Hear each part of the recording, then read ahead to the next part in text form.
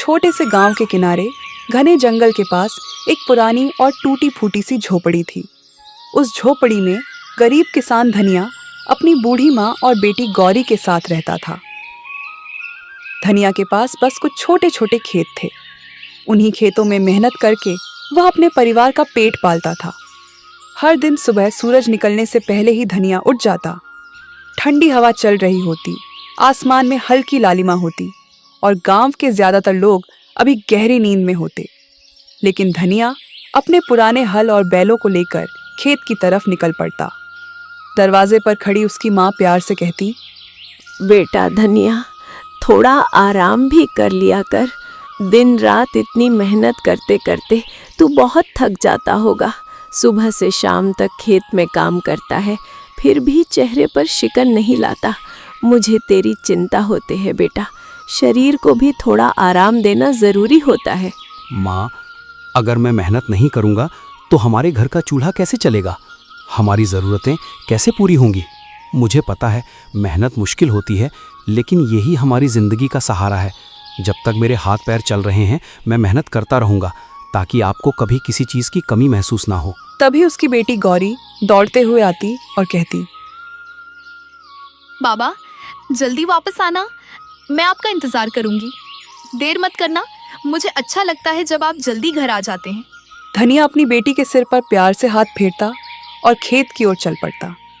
दिन भर वह खेत में पसीना बहाता रहता, कभी तेज धूप, कभी अचानक बारिश, लेकिन धनिया मेहनत करना कभी नहीं छोड़ता। धनिया ने कभी हार नहीं मानी। वह हमेशा अपनी माँ से कहता, ईश्वर ने हमें मेहनत करने के लिए हाथ दिए हैं। अगर हम सच्चे दिल से मेहनत करते रहेंगे तो एक ना एक दिन हमारी किस्मत ज़रूर बदलेगी। ईश्वर मेहनत करने वालों को कभी खाली हाथ नहीं लौटाते। माँ उसकी बात सुनकर चुपचाप भगवान से प्रार्थना करती।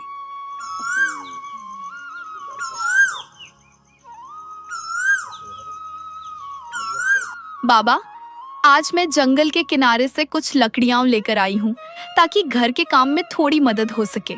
अकेली गई थी? बेटा, जंगल के किनारे अकेले जाना ठीक नहीं होता, वहाँ खतरा भी हो सकता है। हाँ बाबा, मैं अकेली ही गई थी। थोड़ा डर तो लगा था, लेकिन मैंने हिम्मत रखी। आप ही तो कहते हो कि डर के आगे हिम्मत रखनी चाहिए, इसलिए मैं बहादुर बनकर गई। धनिया थोड़ा चिंतित हो गया, क्योंकि गांव के लोग कहते थे कि जंगल के अंदर एक पुरानी गुफा है, जहां रात के समय अजीब अजीब आवाजें आती हैं। गांव वाले उस गुफा के पास जाने से डरते थे। बेटी, जंगल के अंदर ज्यादा मत जाना, वहाँ एक रहस्यमयी गुफा है। लोग कहते हैं वहाँ कुछ अजीब होता है, इसलिए उससे दूर ही रहना। धनिया भले ही गरीब था, लेकिन उसकी मेहनत और ईमानदारी पूरे इलाके में मशहूर थी। उसके छोटे छोटे खेतों में उगने वाली सब्जियां और अनाज हमेशा बहुत अच्छे होते थे।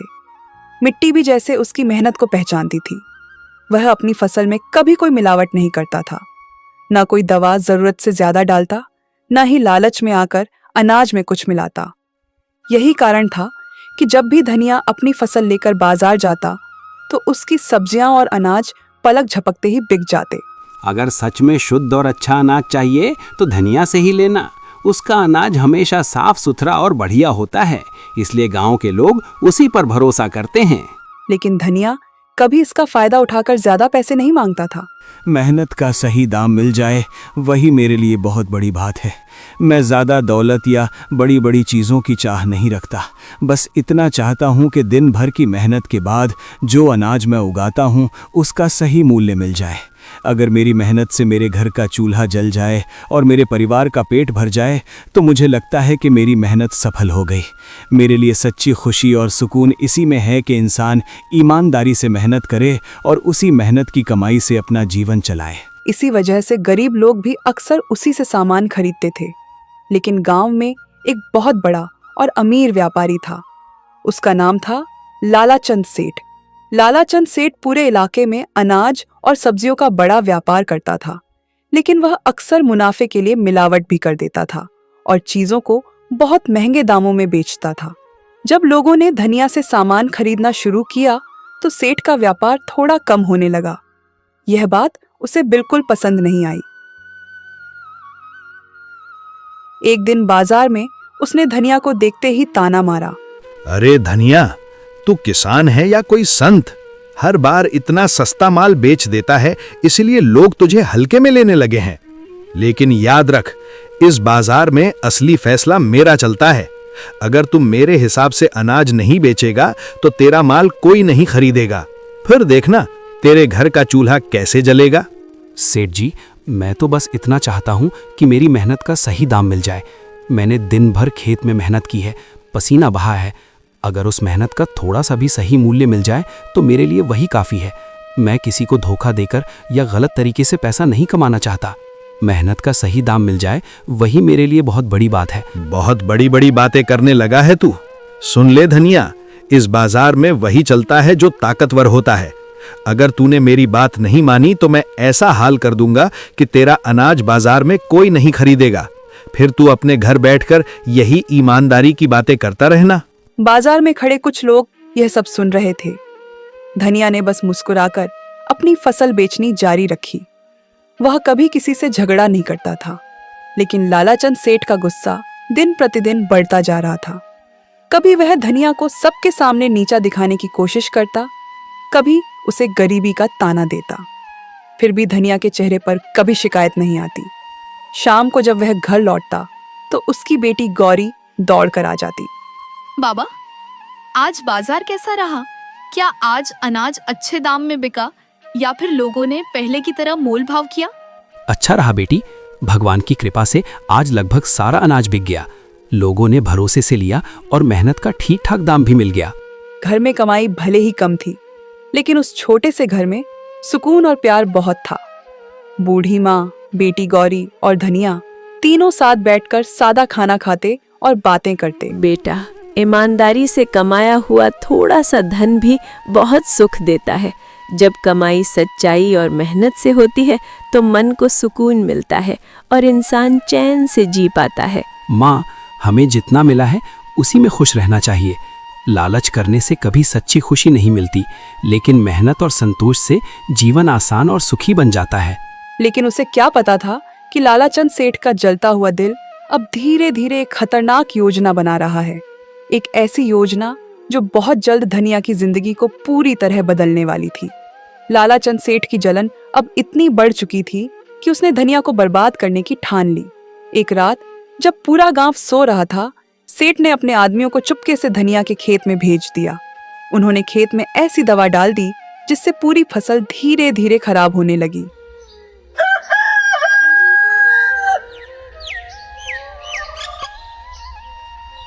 सुबह जब धनिया खेत पर पहुंचा तो उसकी आंखें फटी की फटी रह गईं। हरी भरी खड़ी फसल पीली पड़ चुकी थी। कई पौधे सूख गए थे। वह घुटनों के बल बैठ गया। हे ईश्वर, ये क्या हो गया? कल तक तो मेरी फसल बिल्कुल हरी भरी थी, हर पौधा लहलहा रहा था। मैंने कितनी मेहनत से इस खेत को सींचा था, दिन रात इसकी देखभाल की थी। फिर अचानक एक ही रात में सब कुछ कैसे बदल गया? मेरी सारी मेहनत, मेरी सारी उम्मीदें क्या सब यूं ही खत्म हो जाएंगी? इतने में गांव के कुछ लोग भी खबर सुनकर वहां आ गए। वे भी खेत की हालत देखकर हैरान रह गए और आपस में बातें करने लगे। ये अचानक कैसे हो गया? कल शाम तक तो ये खेत बिल्कुल ठीक था, फसल भी बहुत अच्छी दिख रही थी। एक ही रात में इतने सारे पौधे कैसे सूख गए? कहीं किसी ने जानबूझकर तो कुछ नहीं किया? धनिया को समझते देर नहीं लगी कि यह किसी की साजिश है। उसे तुरंत लालाचंद सेठ का ख्याल आया। अगर ये सब सेठ का किया हुआ है तो मैं चुप नहीं बैठूंगा। मेरी मेहनत की फसल को इस तरह बर्बाद करना कोई छोटी बात नहीं है। मैंने दिन रात मेहनत करके इस खेत को सींचा था, हर पौधे को अपने बच्चे की तरह संभाला था। मैं पंचायत में जाकर न्याय मांगूंगा और सबके सामने सच रखूंगा, ताकि जिसने भी ये अन्याय किया है उसे उसकी सजा मिल सके। यह बात धीरे धीरे पूरे गांव में फैल गई। जब यह खबर लालाचंद सेठ तक पहुंची तो वह एक पल के लिए घबरा गया, लेकिन चालाक सेठ ने तुरंत एक नई और खतरनाक साजिश सोच ली। अगली सुबह वह खुद ही गांव की पंचायत में पहुंच गया। गांव के बड़े बुजुर्ग वहां बैठे थे। सेठ ने ऊंची आवाज में कहा, मुझे पंचायत से न्याय चाहिए। मेरे साथ बहुत बड़ा अन्याय हुआ है और मैं चाहता हूं कि गांव के सामने इस बात का फैसला हो। क्या बात है सेठ जी, आप इतने गुस्से और परेशानी में क्यों हैं? खुलकर बताइए कि आखिर मामला क्या है। मेरी सोने की अंगूठी चोरी हो गई है और मुझे पूरा शक है कि वो अंगूठी धनिया ने चुराई है। वही कल मेरे घर आया था, उसके बाद ही अंगूठी गायब हुई है। यह सुनते ही पंचायत में सन्नाटा छा गया। उसी समय किसी ने धनिया को बुला लिया। धनिया अपनी बूढ़ी माँ और बेटी गौरी के साथ वहां पहुंचा। धनिया, सेठ कह रहा है कि उसकी सोने की अंगूठी तुमने चुराई है। क्या ये सच है? पंचायत के सामने सच सच बता दो ताकि सही फैसला हो सके। धनिया की आंखों में हैरानी और दुख दोनों साफ दिखाई दे रहे थे। इतने बड़े इल्जाम से उसका दिल टूट गया था। मुखिया जी, मैं गरीब जरूर हूँ लेकिन चोर नहीं हूँ। मैंने किसी की अंगूठी नहीं चुराई। मैं मेहनत से कमाने वाला आदमी हूँ। किसी की चीज पर बुरी नजर डालना तो दूर, ऐसा सोच भी नहीं सकता। मेरा बेटा ऐसा काम कभी नहीं कर सकता। मैंने इसे हमेशा ईमानदारी और मेहनत की सीख दी है। ये किसी की चीज चुराने वाला नहीं है। अगर धनिया सच बोल रहा है तो फिर उसके घर की तलाशी ले ली जाए। पंचायत के सामने उसके घर को अच्छे से देख लिया जाए। अगर वहां मेरी अंगूठी नहीं मिली तो मैं भी मान जाऊंगा कि धनिया बेगुनाह है। पंचायत के लोग एक दूसरे का चेहरा देखने लगे। कुछ देर सोचने के बाद मुखिया ने कहा, सच जानने का एक ही तरीका है। हम सब अभी धनिया के घर चलेंगे और वहां अच्छी तरह तलाशी ली जाएगी। पंचायत के सामने सब कुछ साफ हो जाएगा और फिर उसी के अनुसार फैसला किया जाएगा। पंचायत के कई लोग, लालाचंद सेठ और गांव के कुछ और लोग धनिया के साथ उसके छोटे से घर की तरफ चल पड़े। धनिया की बूढ़ी माँ और छोटी बेटी गौरी भी डरते डरते उनके पीछे चल रही थी। धनिया का दिल बहुत तेज धड़क रहा था। उसे अपने ऊपर पूरा भरोसा था कि उसने कोई चोरी नहीं की। कुछ ही देर में सब लोग धनिया की झोपड़ी के सामने पहुंच गए। वह छोटी सी झोपड़ी थी, मिट्टी की दीवारें, ऊपर से घास फूस की छत और अंदर बहुत कम सामान। धनिया, हमें तुम्हारे घर की तलाशी लेनी पड़ेगी। पंचायत के सामने सच जानना जरूरी है, तभी इस मामले का सही फैसला हो पाएगा। मुखिया जी, मुझे किसी तलाशी से कोई डर नहीं है। आप पूरे घर की तलाशी ले लीजिए, हर कोना देख लीजिए। मेरे पास छुपाने के लिए कुछ भी नहीं है। अगर आपको अंगूठी मिल जाए तो पंचायत जो भी सजा देगी मुझे मंजूर होगी। लेकिन मैं फिर भी यही कहूँगा कि मैंने कोई चोरी नहीं की है। मैंने किसी की चीज को हाथ तक नहीं लगाया। पंचायत के 2-3 लोग झोपड़ी के अंदर गए। उन्होंने धीरे धीरे हर जगह देखना शुरू किया। कभी पुराने बर्तन उठाकर देखते, कभी कोने में रखी टोकरी को उलटते, कभी खाट के नीचे झांकते। धनिया बाहर खड़ा सब देख रहा था। उसकी माँ ईश्वर का नाम जप रही थी। कुछ देर तक तो कुछ भी नहीं मिला। धनिया के दिल में थोड़ी उम्मीद जागने लगी, लेकिन तभी एक आदमी ने अचानक जोर से आवाज लगाई, रुको, यहाँ कुछ चमक रहा है, जरा देखो तो सही। अरे, ये तो सोने की अंगूठी है।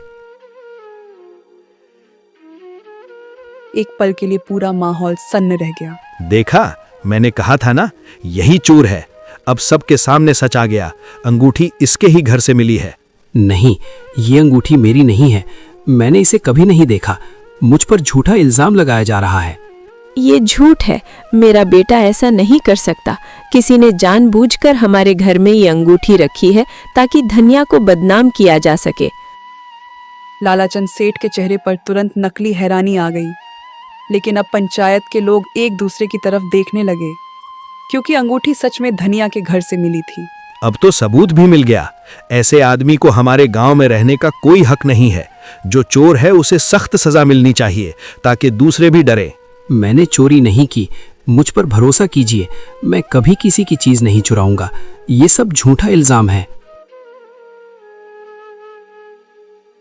लेकिन उसकी बात सुनने वाला कोई नहीं था। गांव वाले लालाचंद की तरफ देखकर सिर हिला रहे थे और किसी ने धनिया की ओर ध्यान ही नहीं दिया। अगर आज ऐसे चोर को सजा नहीं मिली तो कल कोई भी आदमी चोरी करने लगेगा। गांव की शांति और नियमों की रक्षा के लिए मैं इसे बर्दाश्त नहीं कर सकता। कोई भी ऐसा काम करे तो उसका अंजाम यही होना चाहिए ताकि बाकी लोग सबक सीखें। ऐसे आदमी को गांव से निकाल देना चाहिए। इसे यहाँ रहने का कोई हक नहीं। धनिया, पंचायत के सामने ये मामला बहुत गंभीर है। तुम्हारे घर से अंगूठी मिली है और यही सबसे बड़ा सबूत माना जा रहा है। हमारे पास इसी आधार पर फैसला करना होगा। हमें सच जानना है और उसी अनुसार न्याय करना है। मैंने चोरी नहीं की। मुझ पर भरोसा कीजिए, मैं कभी किसी की चीज नहीं चुराऊंगा। ये सब झूठा इल्जाम है। मुखिया जी, मैं गरीब जरूर हूँ, लेकिन चोर नहीं हूँ। मैंने किसी की चीज हाथ नहीं लगाई।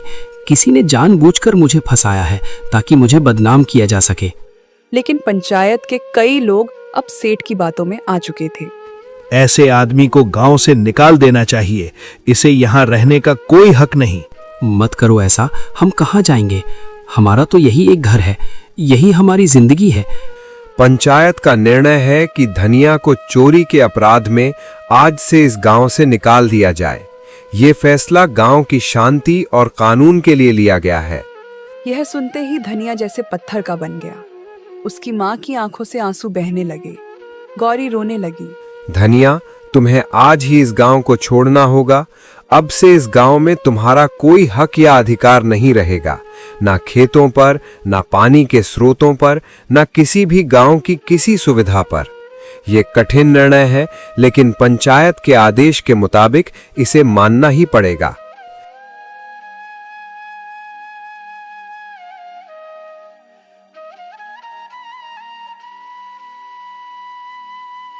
यह सुनकर धनिया ने एक बार पूरे गांव की तरफ देखा। वह वही गांव था जहां उसने बचपन बिताया था, जहां उसके पिता रहते थे, जहां उसने अपने खेतों में दिन रात मेहनत की थी। लेकिन आज उसी गांव से उसे एक चोर समझकर निकाल दिया जा रहा था।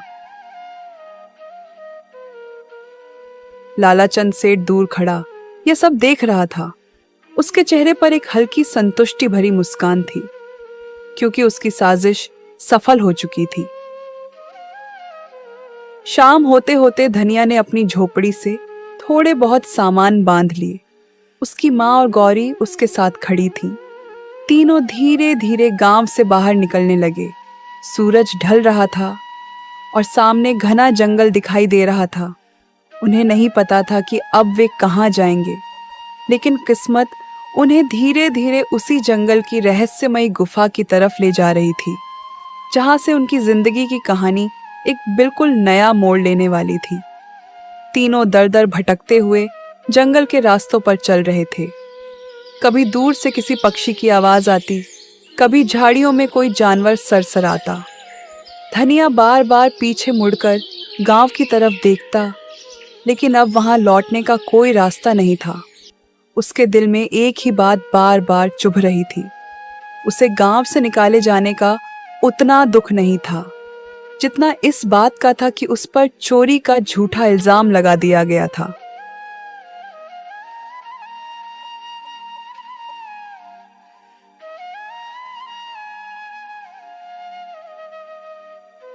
माँ, गौरी, हम कहाँ जाएंगे? हे ईश्वर, मैंने कभी किसी का बुरा नहीं किया, किसी का अधिकार नहीं छीना, किसी को दुख नहीं दिया। फिर भी आज मुझे चोर समझ लिया गया, मेरी मेहनत और ईमानदारी पर शक किया गया। लेकिन मैं जानता हूँ कि सच्चाई अंततः जीतती है और आपकी न्यायपूर्ण दृष्टि के सामने किसी का छल और अन्याय टिक नहीं सकता। उसकी आंखें भर आईं, लेकिन वह अपने आंसू अपनी माँ और बेटी के सामने छुपा रहा था। तभी गौरी ने धीरे से कहा, बाबा, मुझे याद है जब मैं जंगल से लकड़ियां लेने आती थी तो रास्ते में एक बहुत बड़ा पेड़ है। उसका तना इतना चौड़ा है कि उसके नीचे हम लोग आराम से रात बिता सकते हैं। वहाँ थोड़ा सा खुला मैदान भी है। सच कह रही हो बेटी? इतना बड़ा पेड़ है कि हम सब वहाँ आराम से रात बिता सकते हैं? हाँ बाबा, वहाँ जमीन भी साफ है और सुरक्षित लगती है। अगर आप चाहें तो हम आज की रात वहीं रुक सकते हैं। मैं आपको रास्ता दिखा दूंगी। धनिया ने अपनी माँ की तरफ देखा। बूढ़ी माँ बहुत थक चुकी थी। बेटा, अगर सच में ऐसा बड़ा और सुरक्षित पेड़ है तो वहीं चलकर थोड़ा आराम कर लेते हैं। रास्ते में थकान भी कम होगी और हम सब एक साथ ठहरकर रात गुजार सकते हैं। तीनों उसी दिशा में चल पड़े। कुछ देर बाद सच में उन्हें एक बहुत बड़ा और पुराना पेड़ दिखाई दिया। उसकी मोटी जड़ें जमीन से बाहर निकली हुई थीं और उसकी शाखाएं चारों तरफ फैली हुई थीं। पेड़ इतना बड़ा था कि उसके नीचे काफी जगह खाली थी। धनिया ने चारों तरफ देखा। जंगल धीरे धीरे अंधेरे में डूब रहा था। आज की रात हम यहीं रुकेंगे। यहाँ ठहरना सुरक्षित रहेगा और थोड़ी देर आराम भी हो जाएगा। बाबा, आप और दादी यहीं आराम से बैठिए, मैं थोड़ी देर में वापस आती हूँ। कहाँ जा रही हो बेटी इतनी रात में? पास में कुछ फल वाले पेड़ हैं, मैं दादी के लिए ताजा और मीठे फल लेकर आती हूँ। जल्दी आ जाऊंगी बाबा। धनिया कुछ कह पाता उससे पहले ही गौरी पास की झाड़ियों की तरफ चली गई। थोड़ी देर बाद वह वापस लौटी। उसके हाथों में कुछ जंगली फल थे। उसने वे फल अपनी दादी के हाथ में रख दी। बेटी, तू खुद खा ले, मुझे कोई फर्क नहीं पड़ेगा। पहले आप खाइए दादी, आप सबसे ज्यादा थकी हुई हैं।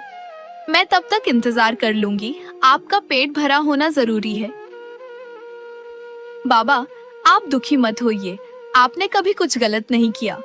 सब जानते हैं कि आप सच्चे और ईमानदार इंसान हैं। एक दिन जरूर आएगा जब सबको सच पता चल जाएगा और तब सभी लोग समझेंगे कि आप बेगुनाह हैं। अपनी बेटी यह बात सुनकर धनिया की आंखें भर आईं।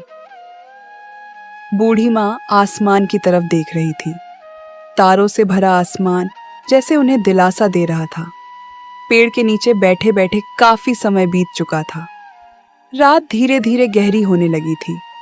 आसमान में काले बादल घिर आए थे और ठंडी हवा चलने लगी थी।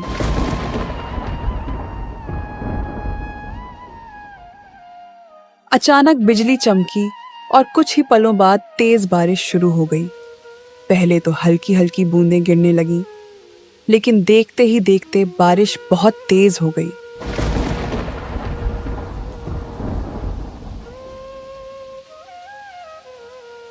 पेड़ की घनी शाखाएं कुछ देर तक उन्हें बचाती रहीं, लेकिन जल्द ही पानी की बूंदें नीचे तक आने लगीं। बूढ़ी माँ कांपने लगी। गौरी भी अपने पिता के पास सिमट गई। धनिया ने चारों तरफ चिंतित होकर देखा। अगर ऐसे ही बारिश होती रही तो हम सब पूरी तरह भीग जाएंगे और तब बीमार पड़ने का डर भी रहेगा। हमें तुरंत कहीं ऐसा स्थान ढूंढना होगा जहां हम सिर छुपा सकें और थोड़ी देर के लिए सुरक्षित रह सकें।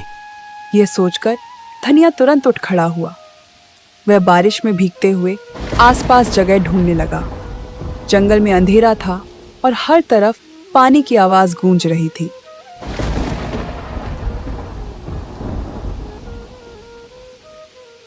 कुछ देर तक इधर उधर देखने के बाद अचानक उसकी नजर थोड़ी दूर पहाड़ी के पास बने एक अंधेरे से मुंह पर पड़ी। वह ध्यान से देखने लगा।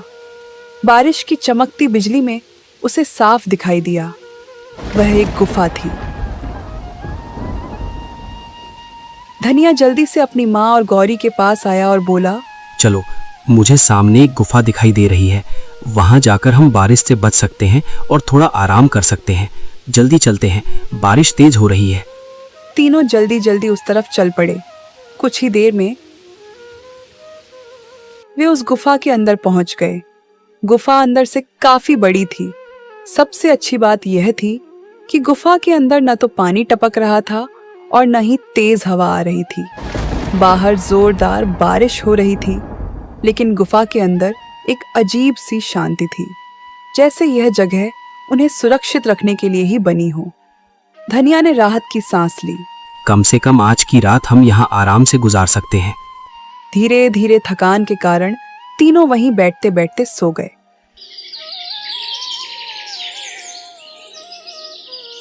सुबह जब धनिया की आंख खुली तो बारिश रुक चुकी थी।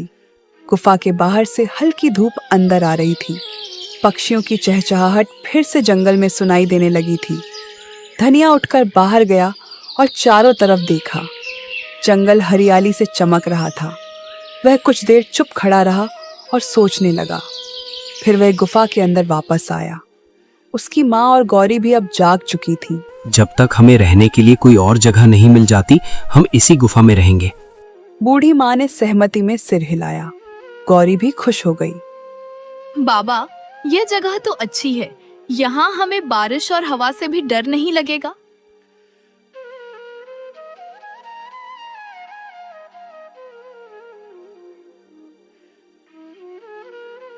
दिन बीतने लगे।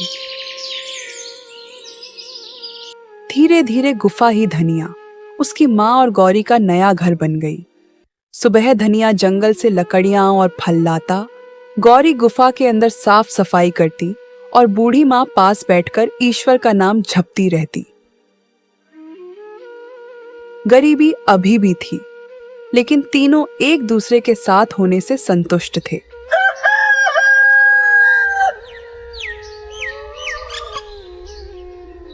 एक दिन सुबह गौरी गुफा के अंदर झाड़ू लगा रही थी। वह धीरे धीरे गुफा के कोने कोने की धूल साफ कर रही थी। झाड़ू लगाते लगाते वह गुफा के पीछे वाले हिस्से तक पहुंच गई। वहां पत्थरों के बीच कुछ अजीब सा दिखाई दिया। गौरी रुक गई। उसे लगा जैसे वहां कोई पुरानी थैली पड़ी हो। उसने झुककर उसे उठाया। उस थैली के अंदर चमकते हुए सोने के सिक्के भरे हुए थे। गौरी घबराकर जोर से चिल्लाई, बाबा, बाबा जल्दी आइए।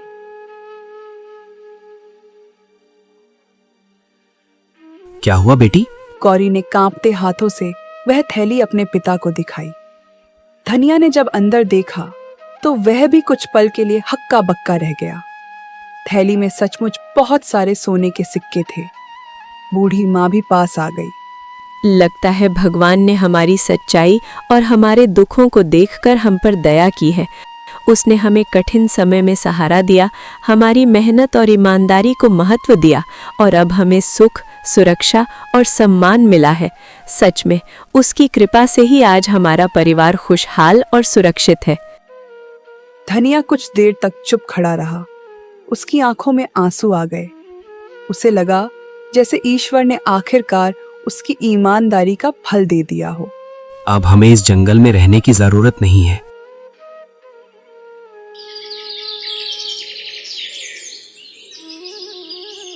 कुछ ही दिनों में धनिया ने उन सिक्कों में से थोड़ा सा इस्तेमाल करके पास के एक दूसरे गांव में छोटा सा घर खरीद लिया। वह अपनी माँ और गौरी के साथ वहां रहने लगा। धीरे धीरे उसने फिर से छोटा सा खेत भी ले लिया और मेहनत करने लगा। अब उनकी जिंदगी पहले से कहीं बेहतर हो गई थी। घर में खुशहाली लौट आई थी।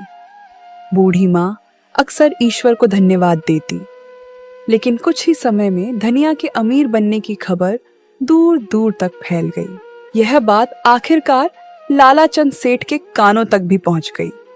जब उसने सुना कि जिसे उसने गांव से निकलवा दिया था वही धनिया अब अमीर हो गया है, तो वह एकदम हक्का बक्का रह गया। वह गुस्से और हैरानी से बोला, ये कैसे हो सकता है? वो गरीब किसान जिसने कभी किसी से कुछ नहीं लिया, इतना मेहनती और ईमानदार रहा, अब इतना अमीर कैसे बन गया? ये तो किसी ने सोचा भी नहीं होगा। सेठ को जल्द ही पता चल गया कि धनिया को जंगल की गुफा में सोने के सिक्के मिले थे। यह सुनते ही लालाचंद सेठ की आंखों में लालच चमकने लगा। अगर सच में उस गुफा में सोने की सिक्कों की थैली मिली थी, तो इसका मतलब यह है कि वहां और भी खजाने छुपे हुए हो सकते हैं।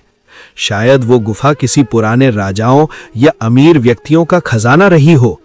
अगर मैं जल्दी ही वहां पहुंचूं और सारी चीजें खोज लूं, तो मैं भी अमीर बन सकता हूं। हाँ, यही मौका है जो कभी दोबारा नहीं मिलेगा। इस बार मैं किसी को रोकने नहीं दूंगा और खुद ही सब कुछ अपने नाम कर लूंगा। लालच से भरा हुआ सेठ उसी समय जंगल की तरफ निकल पड़ा। वह जल्दी जल्दी उस गुफा के पास पहुंचा जहां कभी धनिया रहा करता था। गुफा अब शांत और खाली थी। सेठ की आंखों में लालच साफ दिखाई दे रहा था। वह तेजी से गुफा के अंदर जाने लगा। उसे बस एक ही चीज चाहिए थी, खजाना। लेकिन उसे यह नहीं पता था कि लालच में उठाया गया उसका यह कदम उसकी जिंदगी का सबसे बड़ा सबक बनने वाला है। वो मन ही मन सोच रहा था, अगर धनिया को यहाँ सोने के सिक्के मिले थे, तो जरूर यहाँ और भी खजाना होगा। लालच में वह गुफा के अंदर और गहराई तक जाने लगा। कुछ देर बाद अचानक उसकी नजर एक पत्थर के पीछे पड़ी एक पुरानी थैली पर गई। सेठ जल्दी से वहां दौड़ा। उसने थैली उठाकर खोली और जैसे ही अंदर देखा, उसकी आंखें चमक उठी। उस थैली में भी सोने के कई सिक्के भरे हुए थे। आज तो मेरी किस्मत खुल गई। आखिरकार मेहनत और भाग्य दोनों मेरे साथ हैं। अब मैं वही कर सकता हूं जो हमेशा चाहता था, इतना धन जमा करूं कि कोई मुझसे टक्कर भी न ले सके। सेठ खुशी से हंस पड़ा। उसने जल्दी से वह थैली हाथ पर रख ली। अब वह गुफा से बाहर निकलने के लिए मुड़ा, लेकिन जैसे ही वह आगे बढ़ा, उसे अचानक एहसास हुआ कि उसे बाहर जाने का रास्ता समझ नहीं आ रहा था। गुफा के अंदर कई छोटे छोटे रास्ते थे। सेठ एक रास्ते पर गया, फिर वापस लौटा, फिर दूसरे रास्ते पर गया, लेकिन हर रास्ता उसे फिर उसी जगह पर ले आता। धीरे धीरे शाम होने लगी। सेठ घबराने लगा।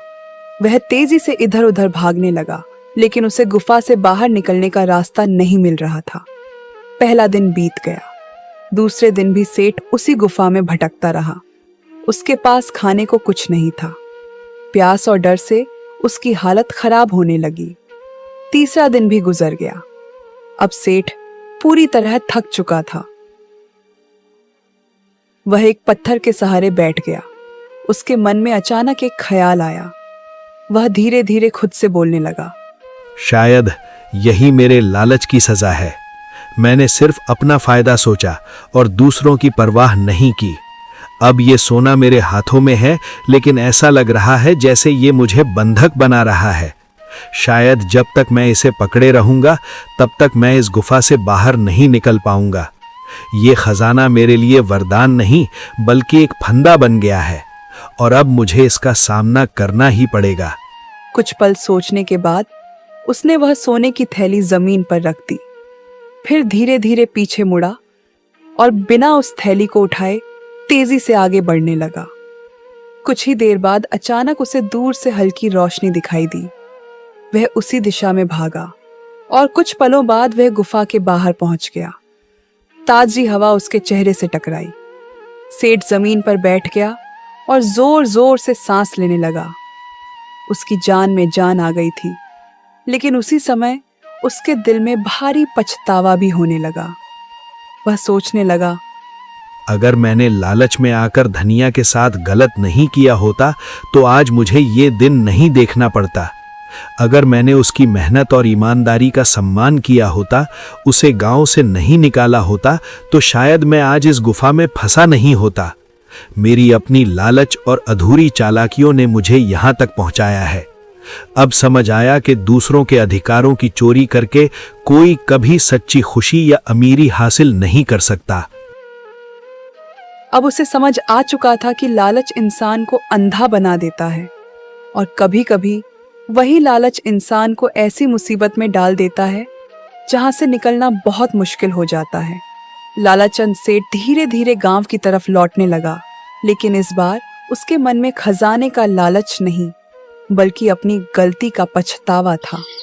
कुछ समय बाद पूरे गांव में धीरे धीरे यह बात फैल गई कि धनिया पर लगाया गया चोरी का इल्जाम झूठा था।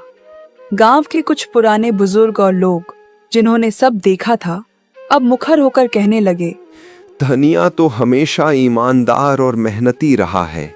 उसने कभी किसी का फायदा नहीं लिया, हमेशा अपने पसीने की कमाई से घर चलाया। हमें ये नहीं भूलना चाहिए कि सच्चाई और ईमानदारी ही असली ताकत हैं। अब समय है कि हम उसका सम्मान वापस दें, उसे सही जगह और उसका हक लौटाएं।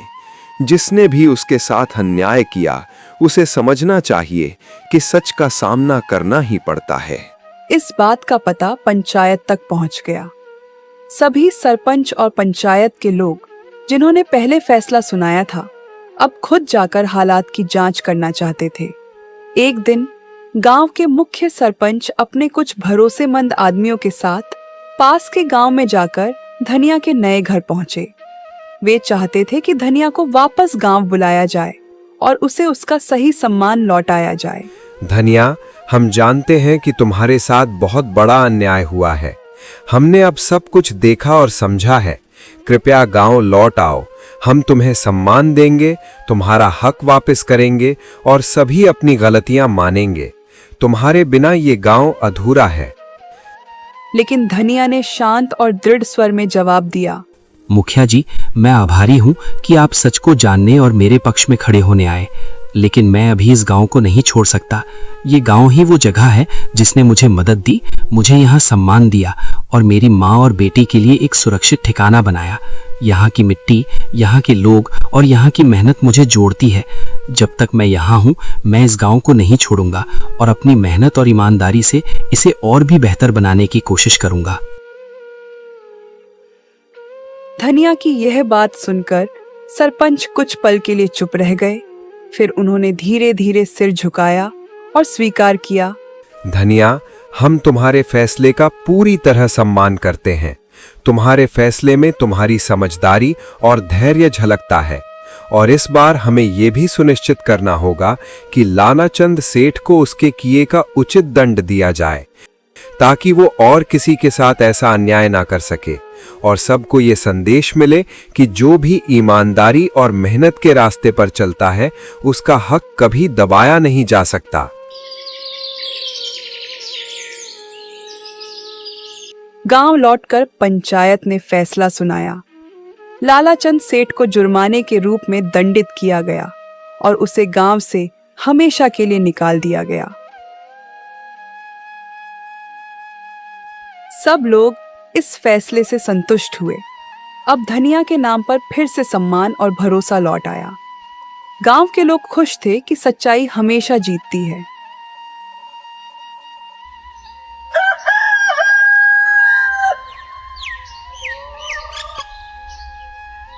धनिया की माँ और गौरी भी अपने बेटे और पिता के गौरव से खुश थीं। धनिया अब अपने गांव में सुरक्षित और सम्मानित रह सकता था। वह जानता था कि ईमानदारी और मेहनत का फल देर से सही लेकिन निश्चित रूप से मिलता है। गौरी अपने पिता की ओर देखकर मुस्कुराई और बोली, बाबा देखो, सच की जीत हमेशा होती है, चाहे कितनी भी मुश्किलें आइए। सच्चाई और ईमानदारी का मार्ग कभी खाली नहीं जाता। मुझे लगता है कि हम सब ने यह सच में महसूस किया। हाँ बेटी, और यही सीख हमें हमेशा याद रखनी चाहिए। ईमानदारी, मेहनत और सच्चाई का मार्ग ही असली ताकत है। अगर हम इसे अपनाएं तो कोई भी चुनौती हमें नहीं हरा सकती। यही रास्ता हमें सही मंजिल तक ले जाता है। और इस तरह धनिया, उसकी माँ और गौरी ने अपने नए घर में खुशी खुशी जीवन बिताना शुरू किया। साथ ही गांव में उनका सम्मान और प्यार हमेशा बरकरार रहा।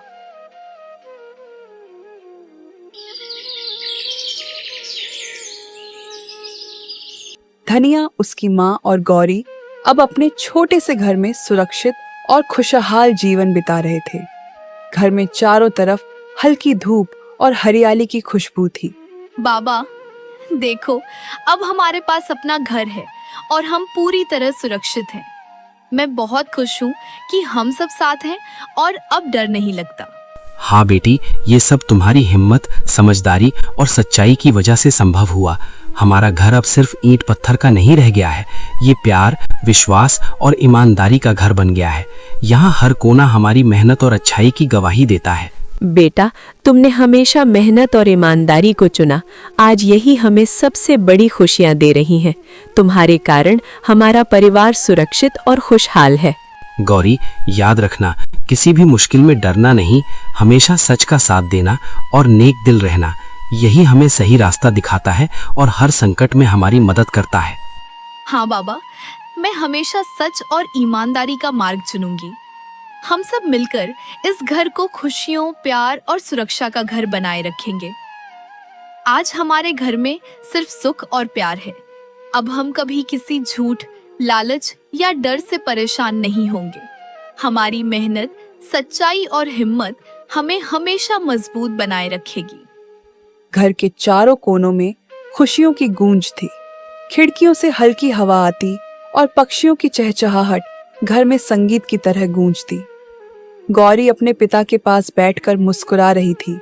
धनिया अपने खेत और घर की ओर देखकर संतोष महसूस कर रहा था और उसकी माँ दोनों के बीच बैठकर शांत और गर्वित थी।